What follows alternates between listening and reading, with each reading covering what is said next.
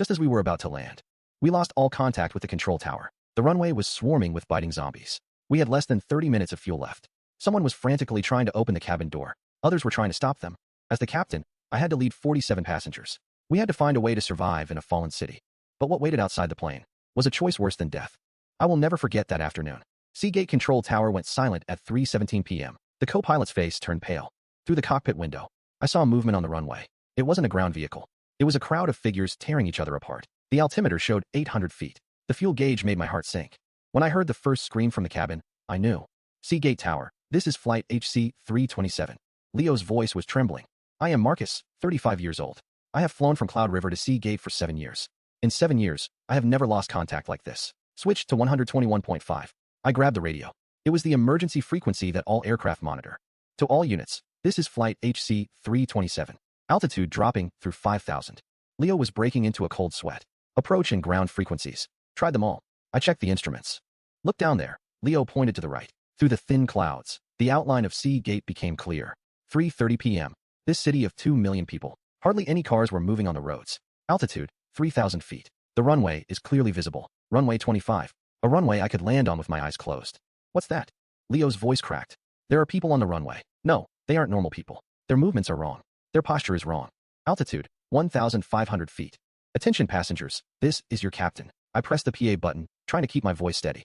Due to a temporary communication failure on the ground, please fasten your seatbelts and fold your tray tables. Leo looked at me. Are we really landing? Not enough fuel for an alternate airport. 2.3 tons. 40 minutes of flight time at most. The nearest alternate is Blue Mountain. It takes 35 minutes just to get there. I can't think about that. Landing gear down. 3 green lights. Gear down. 3 lights. Leo's hands were shaking. Altitude, 500 feet. I saw them clearly. Their clothes were torn, their movement strange. Pouncing on the ground like beasts. Should we go around? Go around to where? Altitude, 200 feet. I must focus. The plane must land safely. The automated voice announces the altitude. The main wheels touch down. A familiar, yet strange vibration. Thrust reversers open. Braking. Speed is dropping. 100 knots, 80 knots, 60 knots. What I see outside makes my stomach turn. Human figures lie scattered across the apron. Dark red handprints on the jet bridge glass. And those moving things. They are running toward us. Turn left into E3. Obstacles on the taxiway. Luggage is scattered around an overturned shuttle. Go around it. Keep taxiing. Park at a remote stand. I've made a decision. No jet bridge. It's too dangerous. The moment I shut down the engines, the world becomes terrifyingly quiet. I take a deep breath and start the announcement. Passengers, this is Captain Marcus. I put down the mic and look at Leo. He is pale. What were those? I don't know. Claire, the purser, knocks and enters. Captain, people saw. What's happening outside? Her voice is shaking now too. Calm them down. Should I tell the truth? Tell them we are waiting for ground instructions. She nods and leaves. Leo turns on the emergency frequency receiver. He tries to pick up any signal. I stare out the window. Those things are getting closer. They are circling a Boeing 737 parked next to us. Its cabin door is open. There is blood on the stairs. Hank, the security officer, enters. Captain Marcus. It's bad. Passengers in the back want to open the door. They say staying on the plane is just waiting to die. I stand up. I'll talk to them. I walk out of the cockpit. The atmosphere in the cabin is suffocating. 47 pairs of eyes stare at me. Fear, confusion, and anger. Don't give us that official talk. What is happening out there? Mr. Silas, please calm down. Calm down. He points out the window. Look at those things. Everyone looks outside. One of the infected is on the 737's wing. It is biting something. It's too far to see, but the movement. That posture is not human. A woman in the back starts crying. We have to leave. Silas shouts. Fly the plane. I have to tell the truth. We don't have enough fuel. The cabin goes deathly silent. There are 2.3 tons left. Only enough for 40 minutes of flight. What do we do? I point 200 meters out the window. Then go refuel. There are 20. I pause. The atmosphere grows heavy at the thought of them. No, I say. We will find a way. The doors are locked. They can't get in. Claire walks over. Captain, we're receiving a signal. I hurry back to the cockpit. Leo points to the screen. The ACARS system. The message is brief. Safe zone established on Emerald Islet. It's 120 nautical miles. We need at least 3.5 tons of fuel. We only have 2.3 tons. I try calling back, but there's no response. Leo says, it might be an automated broadcast. The setting sun turns the tarmac blood red. The shadows of the infected stretch across the ground. Leo, calculate the exact fuel consumption. He nods and starts marking the flight chart. I stare at the fuel tanker outside. It's so close, yet it feels worlds away. I'm getting off this plane. Staying here is a death sentence. I know the real test has just begun. When survival becomes the only goal. I look at my family photo in the cockpit. Is Cloud River also? I must keep these people alive. Even if there is only a sliver of hope. The temperature in the cabin begins to rise. Without the engines, the air conditioning has stopped. An hour later, People were already starting to sweat. Can't we open the door for some fresh air? A woman in 28B fanned herself with her boarding pass. No. I stepped out of the cockpit. Silhouettes of the infected roamed the tarmac. Turn on the auxiliary power. I told Leo. The APU uses fuel. Run it for 10 minutes to ventilate the cabin. But I knew this was only temporary. Everyone. All eyes focused on me. First, you have all seen the situation outside. The infected are aggressive. The infected? Is it some kind of virus? I am telling the truth, but judging by their behavior. Several people gasped. Second, our fuel situation. But we received word that Emerald Islet has a safe zone. Yes, so we need to refuel. How? You just said there are over 20 of those things out there. The fuel tanker is at stand 4, 200 meters away. Hank pondered. 200 meters. Are you crazy? Do you have a better idea? Enough. I raised my voice. Now is not the time for fighting. Thinking about what? No way. I'll find a way to get everyone out. A man in black overalls raised his hand. Can I ask a question? Does the fuel tanker need a key? Good question. I looked at Leo, but he shook his head. The man continued. I'm Graham. I used to work at the airport. Ground vehicle keys are usually in 2 places. On the sun visor, or in the crew lounge. Where is the lounge? It's closer than the fuel tanker. But there's a problem. Graham rubbed his chin. Even with the key, operating a tanker requires technical skill, coupling, pressure control, flow regulation. One mistake, and things will go wrong. Can you do it? Theoretically. But I've never done it for real. At least we have a direction. There's one more problem. Suddenly, a loud thud came from outside. An infected was banging on the nearby 737's fuselage. More infected began to swarm toward the sound. Turn it off. Leo rushed into the cockpit. Seconds later, the APU stopped. The cabin became stifling again. Too late. Several infected were swarming the 737. They were trying to get through the open door. They're sensitive to sound. This is actually an opportunity. Who's going to volunteer for this suicide mission? Silas sneered. I'll go. The speaker was a young man in seat 35A. He looked under 30 and very fit. Who are you? Hunter. I'm a fitness coach. Running fast won't help, Silas said dismissively. One mistake, and it's over. It's better than waiting here to die. Who says we're waiting to die? The police and army will definitely come. Look outside. Aside from us and that 737, the airport was empty. No other planes were in sight. This is not normal. Maybe they were all canceled. Maybe the whole city is. The speaker trailed off. Panic began to spread. A woman sobbed while others searched their bags for medicine. I had to raise my voice. Wait here for a rescue that might never come, or take action. Let's vote. If you agree, I'll have Claire hand out paper and pens. 10 minutes later, the results were in. 31 votes to find a way to refuel. 16 votes to wait for rescue. We refuel and leave. Majority rules. Silas looked grim but remained silent. Now, who is willing to go out with me? As soon as I finished, Leo was the first to stand up. I'll go. No, you need to stay in the cockpit. Then I'll go. Count me in. Hunter, Hank, and Graham volunteered. Too many people will make us an easy target. That makes sense. Hank said, Marcus and Graham will go get the keys. Why do you get to decide? Because we are the ones willing to risk our lives. I stared at him. If you don't trust us, go do it yourself. Silas shut up immediately. We need weapons. There are no weapons on board, but there are tools. Claire found metal brackets from the food carts. I grabbed a fire axe from the cockpit. How will we stay in contact? Leo pulled out an emergency flashlight. 3 short, 3 long, 3 short. The sun was setting low. The shadows of the infected stretched longer. They looked like the tentacles of a nightmare. We'll leave through the cargo door. It's under the fuselage, hidden from the cabin. Before we left, Claire handed me a bottle of water. We'll be back. Honestly, I wasn't sure, but I had to show confidence. On the way to the cargo hold, the passengers' stares felt like needles. Some looked hopeful, some doubtful, and some afraid. A little girl held her mother's hand. Is he going to fight monsters? Her mother covered her mouth and cried. We reached the cargo door. Hank went down first with professional movements. Hunter followed. Graham was clearly nervous. His legs were shaking. I patted his shoulder. The moment we stepped out, a foul stench hit us. I fought the urge to gag. Most of the infected were gathered near the terminal. We were safe for now. Hank gestured to follow the plan. He and Hunter went right toward the 737. Graham and I went left, staying close to the fuselage. There were dark stains on the tarmac. It was blood. 50 meters. 100 meters. The ground crew lounge was ahead. The door was ajar. It was going too smoothly, which made me uneasy. A metallic clanging came from Hank's side. They were making noise. Sure enough, the wandering infected were lured away. They stumbled toward the source of the sound. This was our chance. I froze the moment I pushed the door open. Someone was inside. His exposed skin was an eerie grayish white. The body moved. He wasn't a zombie. He was still breathing. Help me. The bleeding had stopped, but the wound was festering. What? He coughed violently, spitting up blood. Where? The control tower? That's at least 500 meters away across the main runway. Graham and I looked at each other. Leaving him behind would weigh on our conscience. Graham picked up a set of keys. They were for some kind of vehicle. We turned to leave. Please. Ben struggled to crawl up, begging us. The infection was spreading. He knew what he was becoming. I gripped my fire axe. Ben's desperate cries echoed behind us. Outside the lounge, Hank and the others were still making noise. There were already over a dozen of them. I signaled with my flashlight. Hank saw it and began to retreat with Hunter. One of them was incredibly fast. It nearly pounced on Hunter. Hank shoved Hunter aside and was tackled instead. His scream tore through the twilight. The infected tore into him as blood sprayed everywhere. Hunter tried to save him, but was blocked by more of them. Run. We didn't care about being quiet anymore. The three of us ran for our lives. Behind us were the roars of the infected and Hank's fading screams. We rushed up the stairs. Graham was the first into the cabin. Hunter was second, and I was last. As the door was closing, a pale hand reached in. I hacked it off with my axe. The severed hand fell to the floor, still twitching. The door locked. We were safe. The cabin was deathly silent. Where's Hank? Someone gasped. Another began to cry. I told you people would die. Hunter stood up abruptly and grabbed him by the collar. Enough. Did you get the keys? Dead silence again. The control tower was 500 meters across the runway. Everyone just saw Hank die. No one wanted to take another risk. No. Graham suddenly spoke. I remember. Everyone looked at him. We still have to go to the control tower. Yes. It was completely dark. Outside. Rest for tonight. No one objected. Everyone was exhausted, physically and mentally. Claire began distributing the remaining food and water. Supplies on the plane are limited. Save them. 2 days.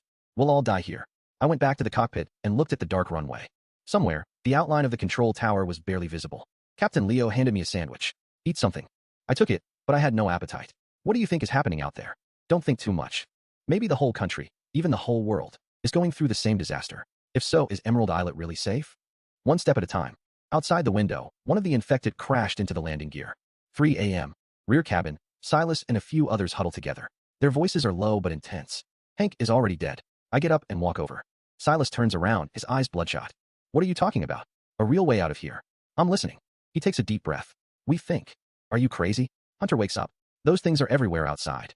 It's not safe here either. They'll find a way and eventually. What about food and water? 2 days at most. We split up. Silas looks at his followers. Those willing to come with me. This isn't just waiting to die.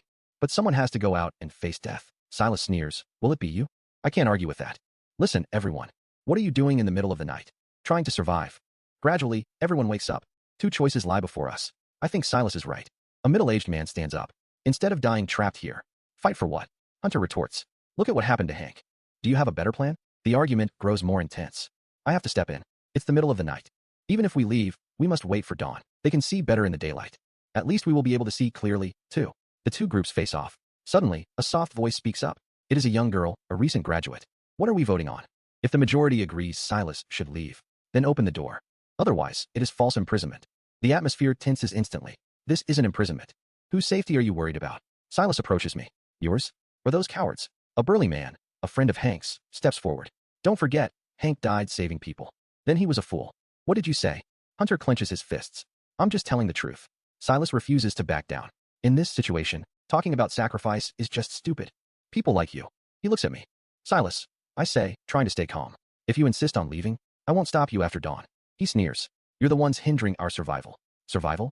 With all due respect, Silas, do you know how many of the infected are out there? Do you know their behavior patterns? I don't, but at least the plane provides temporary protection. Silas scoffs at the word. So you admit it's only temporary.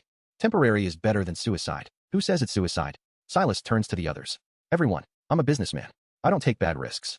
I've watched them. Those things have a pattern. It's possible to avoid them. You're drawing conclusions after only a few hours? It's still better than doing nothing. I notice 7 or 8 people are clearly siding with Silas. They are mostly young men, plus 2 women. Listen, I suggest we all calm down. At dawn, if Silas still insists on leaving, I will open the cargo door for you. However, why? Silas thinks for a moment. Fine, but I have conditions. We're taking a portion of the food and water. Claire objects immediately. We barely have enough. That's our share. Silas argues. You lose your share once you leave. Based on what? I raise my hand to stop them. Silas. The supplies on the plane are limited anyway. He thinks for a second. Fair point. Then I want you to distract those things for us. What? You need to make some noise from the plane. Draw them over, and we'll leave from the other side. You're using us as bait? It's mutually beneficial. Silas shrugs. Aren't you going to the control tower anyway? It's on the way. Truly a businessman, always calculating. I refuse. Then we're leaving right now. Silas threatens, now. He walks toward the rear hatch. Wait. Silas's men surround them. The scene turns chaotic. Stop it. At row 28, Silas's men are tearing up the seats. They want to smash open the hatch. Crazy. You're all crazy. The other passengers retreat in fear. A child starts crying. Suddenly, everyone goes silent. The infected outside were drawn by the noise. Through the window, at least 5 or 6 of them are slamming into the plane. Look at what you've done. Someone breaks down crying. Silas's face turns pale too. He forces himself to stay calm. What are you afraid of? They can't get in.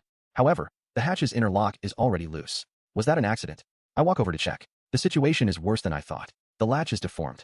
It still locks. but its strength is compromised. Why should we listen to you? Because the rear hatch is about to give way. Everyone's expression changed instantly. The faint sound of metal snapping. Move. Now. No one hesitated. Everyone rushed toward the front cabin, pushing, trampling, and screaming. Evacuate in an orderly fashion. But it's useless. Panic has completely taken over. The noise grew louder. I looked back and saw a gap in the rear hatch. A pale hand reached inside. Piercing screams filled the air. I grabbed a fire axe and charged. I hacked down with the axe. But the gap remained. More hands were reaching in. Leo, close the isolation door. I shouted. The 747 has a cabin isolation system. Leo reacted quickly and pressed the emergency button. The fire door began to slide down. Faster. The door was halfway down when an infected's head squeezed through. A rotting face with hollow eyes and bared teeth. I swung the axe again. Its skull split, and brain matter splattered. Finally, the isolation door closed completely. But the rear cabin is lost. Our living space is down by a third. This is all your fault. If you hadn't insisted on opening that door. What now? Will those things get inside?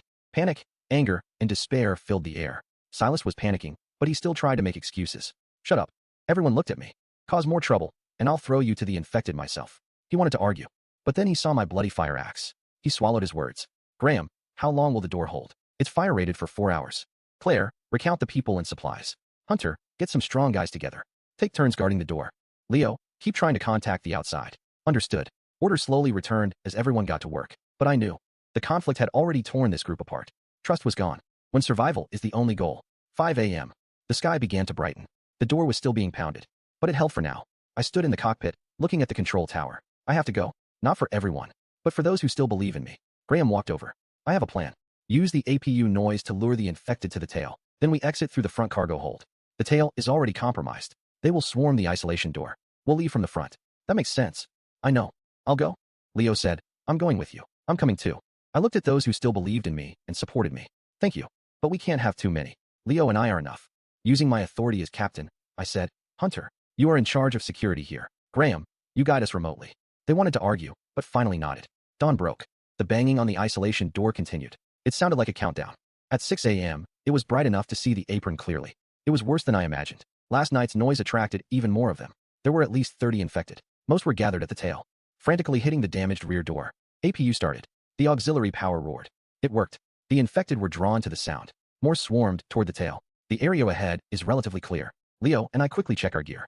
Graham hands me a hand-drawn map. The layout of the control tower. He lowers his voice.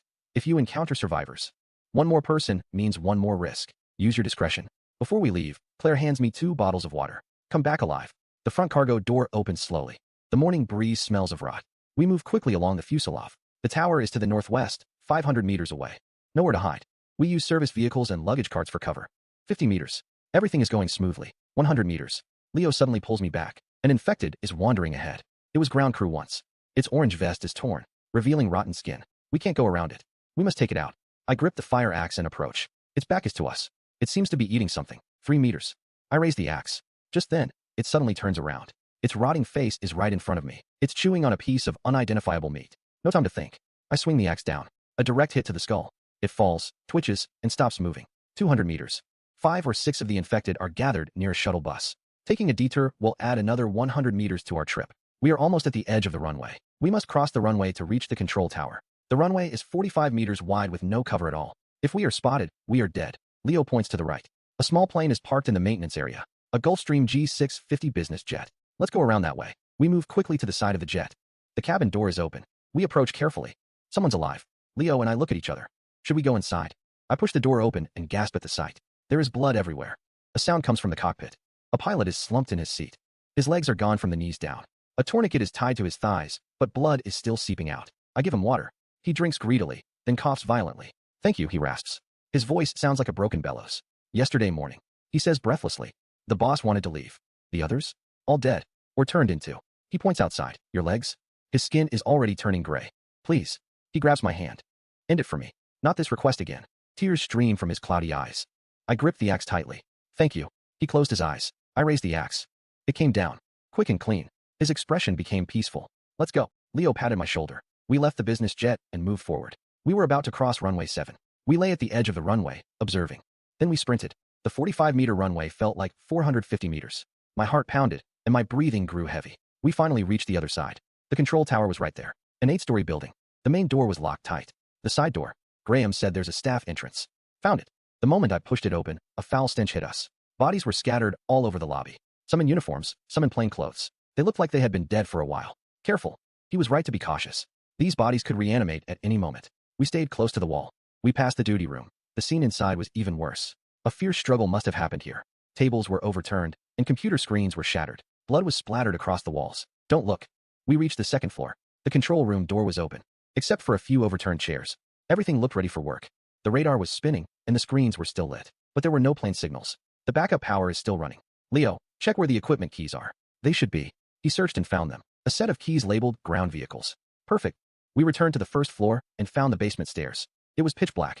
Our flashlight beams were weak in the darkness. Every step felt like walking into an abyss. The basement was huge, filled with pipes and machinery. The generator room was at the very end. I had a bad feeling. The light hit an infected crouching in the corner. Hearing us, it slowly turned its head. It was a controller. His badge was still on. It stood up, swaying unsteadily. Then it suddenly charged. Leo reacted quickly and jabbed his crowbar forward. It hit the infected right in the chest. I buried my axe in its head. It fell. The generator is over there. It was a massive diesel generator unit. Do you remember the startup procedure? I remember. Leo began checking the oil level, opening the pump, and preheating. Boom. The airport lights flickered on instantly. Success. But our joy lasted only seconds. Footsteps, thuds, and roars. The lights alerted all the infected. We rushed out of the generator room. 3 of the infected were blocking the stairs. No way back. This way. Leo found another exit. He pushed open an emergency door. It was a ramp to the ground. But the exit was right next to the main runway. The roars behind us grew closer. We burst out onto the surface. The sun was blinding. On the runway, at least 20 infected were charging at us. Run to the plane. 500 meters never felt so far. Leo was running ahead. Suddenly, he tripped. An infected lunged from the side. It bit his arm. Ah! He screamed, smashing it with his club. I rushed over and killed the infected with my axe. But there was no time to think. Keep running. They are getting closer. 50 meters. The plane was right there. Open the door. The cargo door opened. Hunter and Graham were there to help. Leo, get up first. An infected pounced. The axe sweeps another away. Ruefe finally climbs the ramp. Hands slam against the door as it shuts. Safe. Leo. Claire sees his wound. I'm fine. Everyone stares at his arm. Leo tries to speak. Bandage it first. Claire brings the medical kit. But we know it's just buying time. Is the generator started? Graham asks. I'll handle the remote fueling.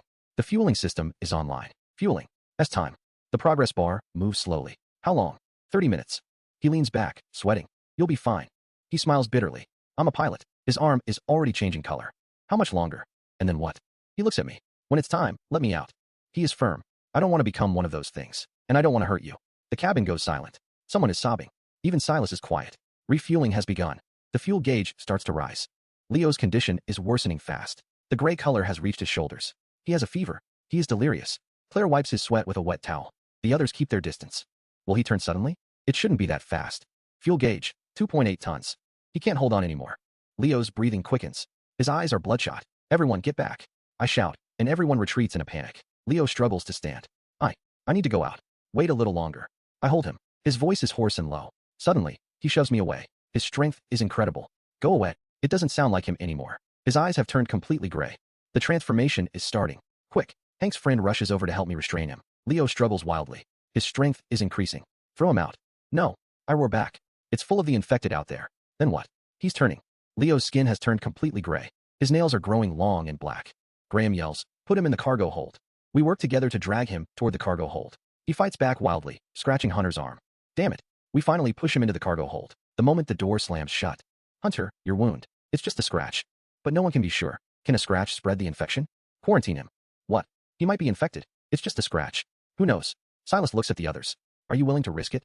The crowd starts to panic. A middle-aged woman becomes hysterical. Liars. Hank is dead. More people start shouting accusations. Some are crying, others are cursing. Some sit on the floor in total despair. Hunter stands in the center and rips open his shirt. 3 bloody marks. Not deep, but terrifying. You're right. I might be infected, he says calmly. I volunteer to be quarantined. Just give me a corner. Hunter, you don't have to do this, I say. It's necessary, he interrupts. For everyone's safety. He walks to a corner of the cabin and sits down. 2 hours, he says. If I'm fine after 2 hours, it means scratches don't cause infection. If something happens. Those words again. The banging in the cargo hold grows louder. Leo. No, that thing that was once Leo is attacking the door. Will the door hold? The cargo door is reinforced. Graham says, though he doesn't sound sure. A loud crash. Everyone gasps in fear. Hurry up, but the fueling speed is fixed. Bang. The dent in the door is getting worse. It's going to break. People start grabbing life jackets, even though they are useless on land. Others search for weapons, cutlery, fire extinguishers, anything useful. Some even kneel and pray. Silas and his men huddle together. 3.4 tons. Prepare for takeoff. I rush to the cockpit, but Leo isn't there. Who will be the co-pilot? I'll do it. You can fly a plane? I know the theory. There is no other choice. Silas rushes in. What about Hunter? I look back. Hunter is still sitting in the corner. It has been 20 minutes since he isolated himself. Take him with us. Are you crazy? Silas stares. He might be infected. It's not certain. You're gambling with everyone's lives. What do you want then? Why not? I stand up and stare at him. Because we're still human. He sneers. Humanity? At a time like this? This is exactly when it matters. Either shut up or get out. Pick one. He turns purple with rage, but finally leaves the cockpit. Start the engines. Left engine starting. A familiar roar. But the banging in the cargo hold gets more frantic. Everyone sit tight. No one needs a second warning. Taxiing to the runway. The plane starts to move. Outside, the engine noise attracts the infected. They chase us wildly, but they can't catch up. Ahead, the runway is swarming with the infected. Twice as many as this morning. I say, keep accelerating. The plane jolts. Constant impacts. A scene of mangled flesh. I tell Graham. He is pale, but he keeps operating the controls. 60 knots. The cargo door is breaking. It is severely deformed. It could burst at any moment. 100 knots. Warning lights are on. Graham, pull the yoke with me. The plane struggles to lift its nose. The cargo door bursts the moment we leave the ground. Falling from 50 meters high. The landing gear. It won't retract. Graham checks. The hydraulic system is damaged. Warning lights are flashing everywhere. Low hydraulic pressure. Fuel leak. But it is still flying, taking us away from this hell. Altitude 500 feet. The city reveals itself below. Fires everywhere. Black smoke rises to the sky. The dense black dots on the streets are all infected. The entire city has fallen. Graham checks the navigation, bearing 120. Distance, 115 nautical miles. Is there enough fuel?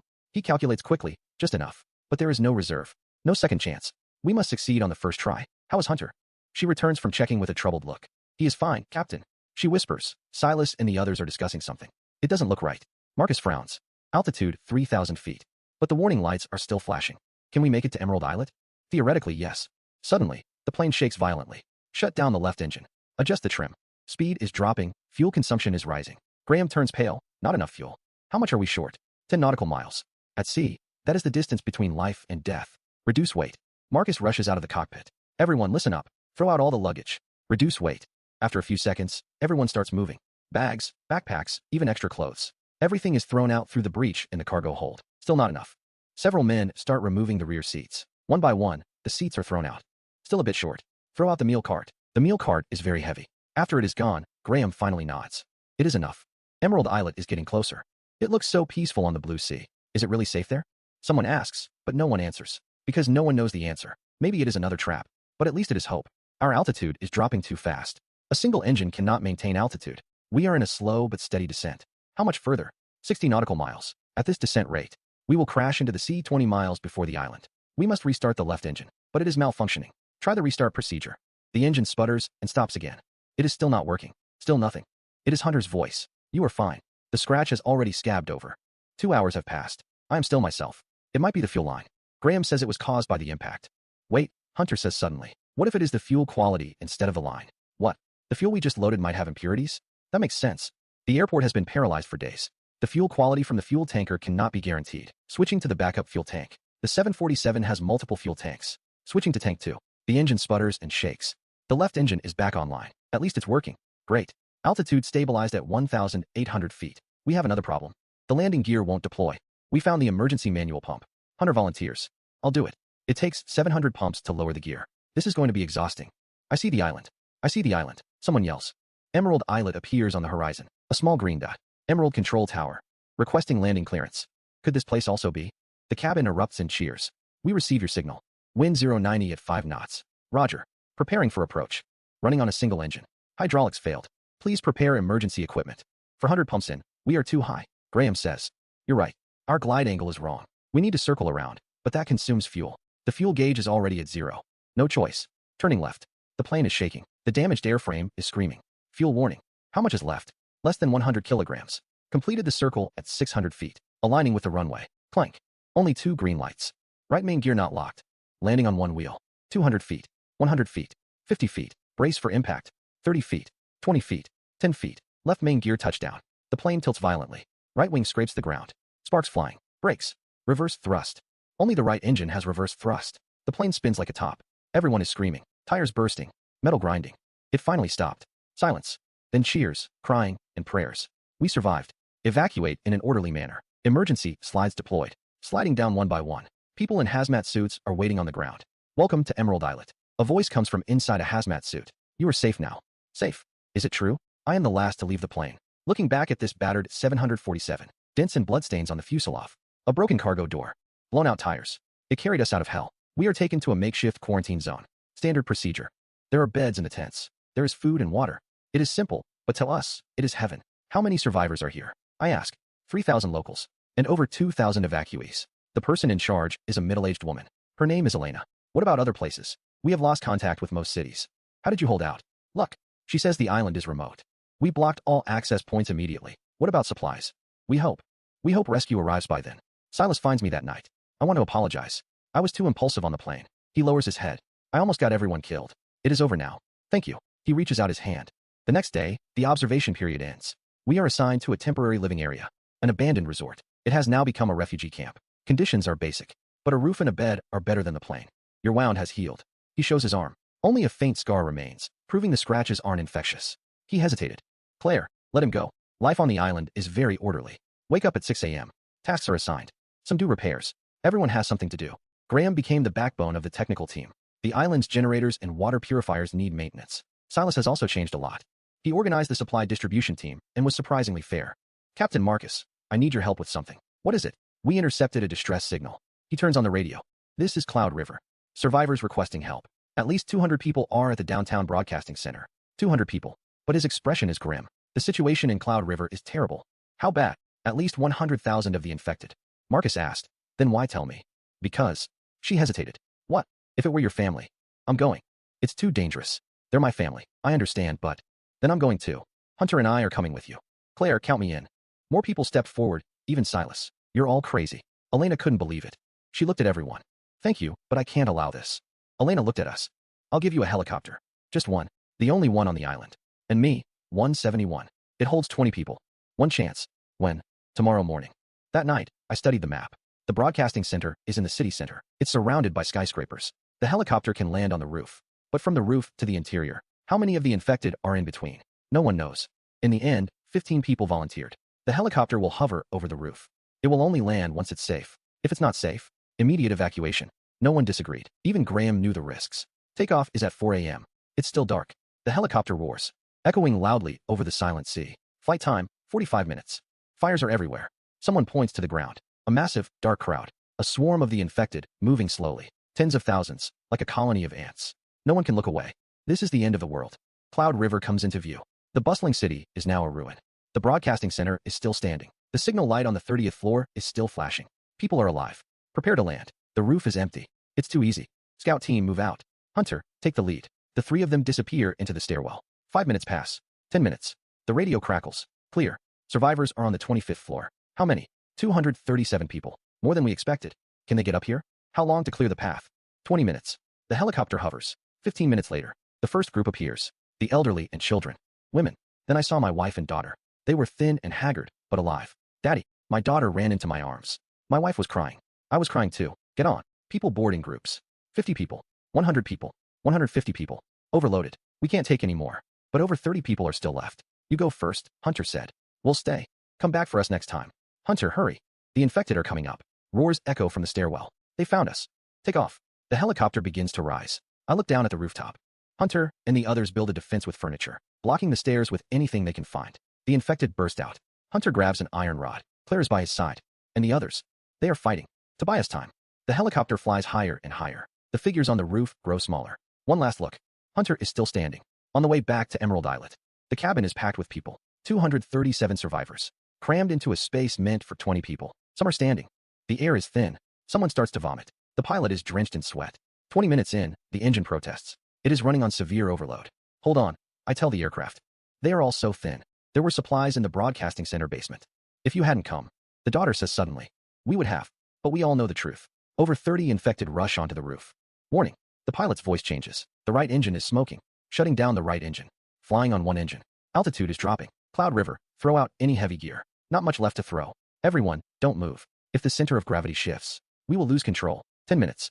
The longest 10 minutes in history. I finally see the island. Emergency landing. No time for a standard approach. Everyone, brace for impact. A hard landing. The landing gear can't take it. It snaps right off. Sparks, smoke, and the screech of metal. skidding for 200 meters before stopping. But we survived. The cabin door opens. People scramble out. Medical staff rush over. Stretchers, oxygen tanks, and first aid kits. Our legs are too weak to stand. Hunter and the others. The word hero feels too heavy. A bonfire party that night. To remember those who didn't make it. Little Zhang, Hank, and Leo. Silas approaches me with a glass. To them, we clink glasses. The liquor is strong. It burns my throat. I look at the starry sky. A night sky with no light pollution. When will it happen? Maybe next year. He says suddenly. My daughter runs over. Dad, tell us the story of the plane. A group of kids gather around. They are full of curiosity. Maybe this is hope. The next generation. Those who grow up among the ruins. Once upon a time, there was a plane. 3 months later, life on Emerald Islet has settled into a routine. I have become the only pilot on the island. That helicopter is completely scrapped. Without spare parts, the 747 is just a pile of scrap metal. But we are building, using parts from the planes. Graham and the others built wind turbines. Using cabin seats. They built frames for greenhouses. Everything is being recycled for a new use. My wife helps at the clinic. Doctors are rare on the island. Anyone with medical knowledge is precious. My daughter attends the temporary school. Yes, we even built a school. History class is interesting. She says they learn about the world before the virus. Silas is now a member of the steering committee. He handles supplies and external communications. The disaster stripped away his mask, revealing who he truly is. He found me. There are faint voices on the radio. Survivors everywhere are looking for others. We contacted a base in Seacoast City yesterday. They are in a similar situation, waiting for the right moment. There are over 5,000 people on the island now. Supplies are running out fast. We can only last until winter. We must find new resources and cut back. Someone suggested fishing, but the boats need fuel. Then we will build sailboats. We debated over who could build them, and what to build them with. The answer, the aluminum skin from the planes. We'll know once we try. Graham led the design. A month later, the first aeroskiff was launched. It was ugly, but it could float. Floating is enough. Soon, we had a small fleet. For fishing, transport, and patrols, Emerald Islet became a sea fortress. One morning, a sentry reported an approaching ship. Everyone became tense. It was a battered fishing boat. Someone on board was waving a white flag. They were seeking shelter. There were over 20 people on board. They traveled north from Fuzhou. From Fuzhou to here is 500 kilometers by sea. They spent 2 months on that broken boat. Many islands along the coast still have people. Good news. Humanity is not extinct. We took them in. Every survivor is precious. That autumn, bigger news arrived. The capital is still there. A clear radio signal. The capital is still functioning. Order still exists. How much longer will it take? But this is hope. Winter arrived. The sea began to freeze. Our first winter of the apocalypse on the island. Supplies became very tight. Daily rations were cut to the minimum. Silas even donated all his rations. I'm big enough to handle it. Dad, I'm hungry. My daughter never complained. I gave my dinner to her. Aren't you eating? Dad's not hungry. Let's share. An 8-year-old child. The disaster made children grow up too fast. I don't know if that is a good thing. At the coldest, it was 20 degrees below zero. Everyone huddled together for warmth. We depend on each other, but people got sick. With medicine scarce, we relied on our own immunity. Some elderly people didn't make it. We gave them sea burials. Let the ocean take them. Next year will be better. Elena said at the funeral. Otherwise, how can we go on? Spring finally arrived. The ice melted, and the first vegetables sprouted. Green buds appeared in the greenhouse. Life is so resilient. Dad, look, my daughter pulled me over. The tomatoes she planted in a pot were blooming. Tiny yellow flowers blooming amidst the ruins. I patted her head. New reports kept coming in. Survivor bases everywhere are expanding. Some places even started clearing the cities. The number of the infected is decreasing. They can starve to death, too. They can't last long without food. Back at Zhangjing's house, an emergency signal was received. The radio operator rushed in. There are survivors in Cloud River. Cloud River again. In the suburban industrial zone. How have they survived until now? But they are almost out of supplies. We must save them, but how? There are no planes left. Build a raft, someone suggested. They would just sink. I have a plan, Graham said suddenly. Everyone looked at him. An improvised hot air balloon. Use parachute material for the envelope. It was a crazy idea. 3 days and nights of nonstop work. The balloon was finished. It was crude, but it could fly. I'll go, I volunteered. It's too dangerous. My wife held me back. Someone has to go. Finally, I set off with 2 other volunteers. The balloon slowly rose into the air. People all over the island were waving below. The wind is in our favor. Heading toward the mainland. I saw the ruins of the city on land. Looking down from high above. The former civilization is even more haunting. Now, only wreckage remains. The industrial area in the west. I found a factory. Someone is waving a flag on the roof. They're alive. They're still alive. I can't control it precisely. It landed in the field by the factory. The infected immediately surrounded it. Quick. The survivors are rushing toward the balloon. They fled all the way here. Claire's here too. Her eyes are still just as determined. Quick, get in. They climb into the basket one by one. It's severely overloaded. It won't lift. Someone must stay behind. I'll stay, Hunter said without hesitation. No, I'll stay. Go first. Captain, this is fate. I jumped out of the basket. The balloon immediately began to rise. We'll come back for you, Hunter shouted. I waved as the balloon flew higher and higher. It flew further away. The infected closed in. I grabbed a metal rod. If this is the end, at least I'll die standing. The first infected pounced. The second, the third. Gunshots. Rapid fire. The infected fell one by one. A squad in camouflage rushed over. The military? It's the military. Are you all right? The officer asked. I'm fine. Who are you? East China Military Search and Rescue. Cloud River. How are the other places? They're slowly recovering. There is still half a year until the end of the year. How is the situation on Emerald Islet? You have done well. We will send supplies there regularly. He looked at the distant city where the smoke had cleared. It revealed a broken silhouette. Reconstruction will take generations of effort. The hardest times are over. A military ship took me back to Emerald Islet. I saw more hope along the way. Clean ports and reopened docks. Some places even started repairing the power grid. Civilization is reborn from the ruins. Back on the island, my daughter ran into my arms. Dad, you're back. I'm back. My wife was crying. They were tears of joy.